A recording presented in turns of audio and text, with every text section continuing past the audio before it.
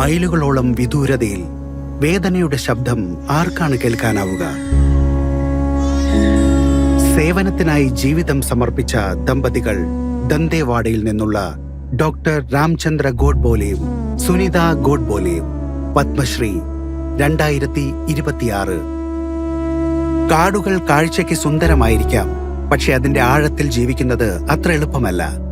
ദീർഘവും വിജനവുമായ പാതകൾ, ആശുപത്രികളുടെ അഭാവം, ഡോക്ടർമാരുടെ കൈത്താങ്ങില്ല, പോഷകാഹാരക്കുറവ്, അറിവില്ലായ്മ, അടിസ്ഥാന സൗകര്യങ്ങളുടെ കുറവ്.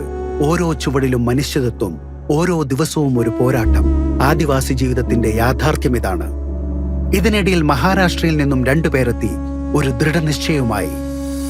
മനസ്സ്, ശരീരം എന്നിവ ഉപയോഗിച്ച് ആദിവാസി സമൂഹത്തിനായി ഞങ്ങളെ സമർപ്പിക്കുമെന്ന് സത്യപ്രതിജ്ഞ ചെയ്യുന്നു.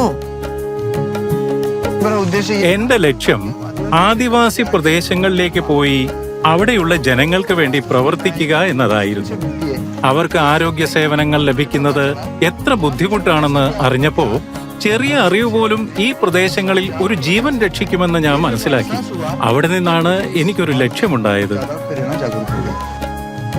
ഈ ദമ്പതികൾ അവരുടെ സൗകര്യപ്രദമായ ജീവിതം ഉപേക്ഷിച്ചു.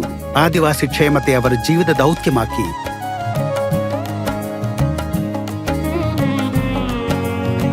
അവർ കൊണ്ടുവന്നത് മരുന്നുകൾ മാത്രമല്ല, സ്നേഹവും വിശ്വാസവും പ്രതീക്ഷയും കൂടിയാണ്. അനുഭവശീലമാണ് ഏറ്റവും മഹത്തരം. ആഗ്രഹിക്കുന്നുവെങ്കിൽ കരുണ നിങ്ങളുടെ ഉള്ളിൽ ആഴത്തിലുണ്ടായിരിക്കണം. ആദിവാസി സമൂഹത്തിൽ ഏറ്റവും ദുർബലരായവരെ പിന്തുണയ്ക്കുക എന്നത് ഞങ്ങളുടെ ഉത്തരവാദിത്വമാണ്. ദശകങ്ങളായി അവർ ആയിരക്കണക്കിന് ആദിവാസി കുടുംബങ്ങൾക്ക് സൗജന്യമായി ചികിത്സ നൽകി, ആരോഗ്യ ക്യാമ്പുകൾ സംഘടിപ്പിച്ചു. അവർ പോഷകാഹാരക്കുറവിനെ പോഷക സമൃദ്ധമാക്കി മാറ്റി.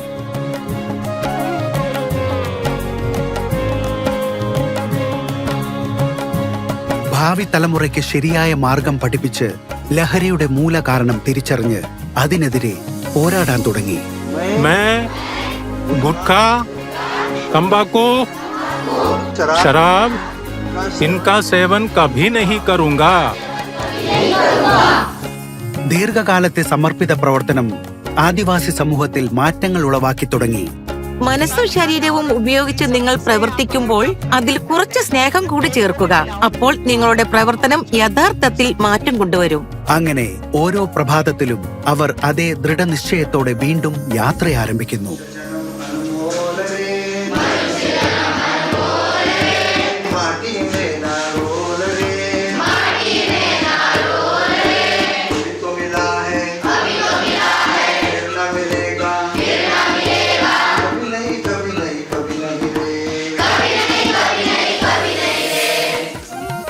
ഡോക്ടർ രാംചന്ദ്ര ഗോഡ്ബോലെ, ശ്രീമതി സുനിത ഗോഡ്ബോലെ, പത്മശ്രീ 2026.